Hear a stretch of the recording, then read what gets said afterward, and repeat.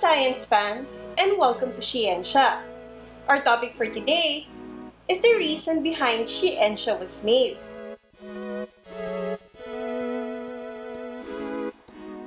The world feels like it's restarting again, and your resident Filipino scientist is certainly feeling the burn. Just this week, I've had meetings every day, and I'm starting to find less and less time to make content for SHE-ensya. Also, this happened. Luckily, yesterday, I was invited in a webinar by Network Learning PH, and it gave me the time and opportunity to contemplate why SHE-ensya is very important for me. So, for today, I decided to share with you the motivations behind building this channel. For yesterday's webinar, I was asked to talk about best practices in teaching biology in the new normal. To be frank, I really didn't know what to talk about, mostly because this is the first time we'll be teaching biology in a fully online manner, and apart from that, we have yet to establish what really are the best practices. It was also intimidating when I found out who I was going to share the stage with. These are established professors within the DLSU network who have more than proven their expertise in the matters that they will be talking about.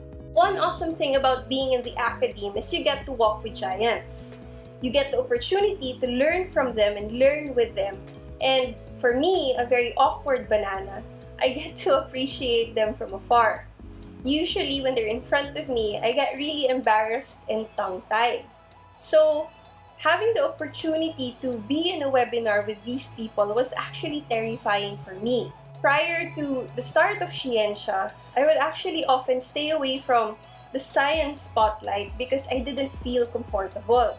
I was much happier in the silence of the lab, inhaling chemical fumes and freezing in the required room temperature for molecular biology experiments. Personally, I'm terrified of big social crowds. I usually get sick after long conferences because of forced socialization, and at the start of every term, I get daily panic attacks for fear that my students won't like me. These fears stem from being an awkward person in general. Growing up in the 90s, I've been frequently teased for not liking the same things my classmates liked. Apart from that, I was also very insecure about my looks. Back then, I felt that I was too thin.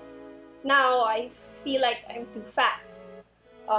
It also doesn't help that I think I don't have any talent whatsoever. I can't sing, I can't dance, I can't draw, which should be okay, right? Except that I do want to sing, and I do want to dance, and I do want to make art.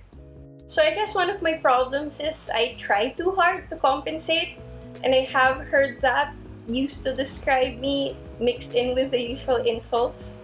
But the thing is, I think what the bigger problem is, until a certain point in my life, I didn't know what image to project because I didn't know who I was in the first place. Realizing and building an identity is an arduous process. There are so many possible inputs, so many expectations that, at times, we won't know how to differentiate who we really are with who we think society wants us to be. Of course, judgy nicknames and snide remarks from people who just don't like me didn't help either. So, given all that, why engage in a profession that puts me in front of a classroom almost every single day? And to top it off, create a channel that opens me up to the ridicule of the world. Apart from being a profession I love, as a teacher, it helps that teaching is just one of the many things that I can do. So, whenever I go to a classroom, it's almost like I get to wear a mask or a shield. So, who I'm exposing is Teacher Chona, just one of the many facets of who I am, to the judgment of the world. And it makes me feel safe that I'm reserving portions of me just for myself and for the people I love. But I think I found my courage and things really started changing back in 2016. My Fulbright experience almost didn't happen because I didn't want to apply. But my PhD advisor just finished her stint as a visiting researcher in Oregon, and she thought it would be good for me to step out of my comfort zone. I didn't want to apply back then because I liked where I was in the LSU. I didn't want to apply because I was afraid of change, and I didn't want to apply because I didn't think I was good enough. It felt like a waste going through the arduous application process only to be rejected. But Dr. Menchie gave me a sobering talk. She told me that I shouldn't be the one to cut myself out. Sure, other people can think that I wasn't good enough, but if I was the #1 person who didn't believe in myself, then I wouldn't get anywhere. So, at the last minute, at exactly 4:45 p.m., Dr. Menchie and I arrived at the Fulbright office to submit my application on the day of the deadline. I learned a lot about speaking up and speaking out in that brief period of time. I learned the importance of communication and collaboration. So since then, I decided to step out of my comfort zone as frequently as I can so that I could fight for my advocacies, so that I could create new things, and so that I can go on adventures that I would love. SHE-ensya was born about 2 years after I got my PhD. On April 15, 2018, it started out as a WordPress blog. I don't specifically remember what finally drove me into it, but for the longest time, my husband, Jan Abeledo, filmmaker, a multimedia artist, an educator, has been urging me to create online content to share the amazing science stories that I tell him every day. At that time, even until now, there was just too many fake news about science floating online. And what was getting frustrating for me was I keep meeting so many intelligent people with masters and PhDs in different fields who would rather believe in pseudoscience than science itself, as if science was some kind of opinion or philosophy that you can choose not to believe in. There was also that challenge of our DOST project where we had to deploy our technologies to fishing communities all over the country. So I knew I had to brush up and improve on my communication skills. So after a couple of articles, SHE-ensya rested for a bit. I was overwhelmed by other responsibilities and work activities. One eternity later. But when COVID-19 hit a couple of months ago, I went through my own stages of grief. And I knew it was an opportunity to resurrect SHE-ensya once again. As educators, we have to accept the new conditions that we have. So rather than stay angry and frustrated, I decided to challenge myself out of my comfort zone again. I upgraded SHE-ensya into an online blog to share some of my lessons that we needed during that term.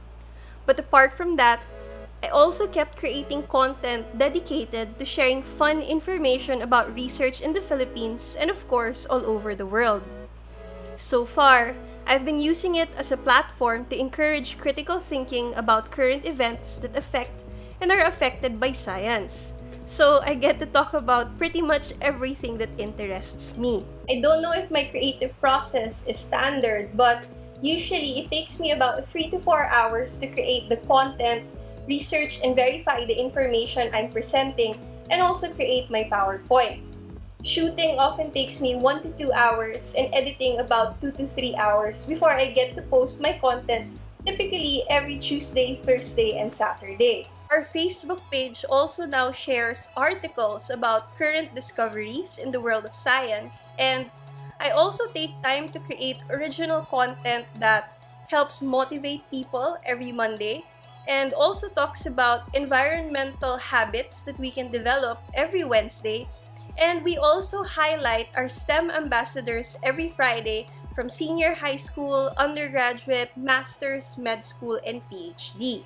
I hope that the presence of SHE-ensya can dim down the presence of fake information floating around the internet and encourage Filipinos to practice scientific thinking, not just in science topics, but in everyday life. I hope you can subscribe to our channel and maybe even like this video. Thank you very much and see you around!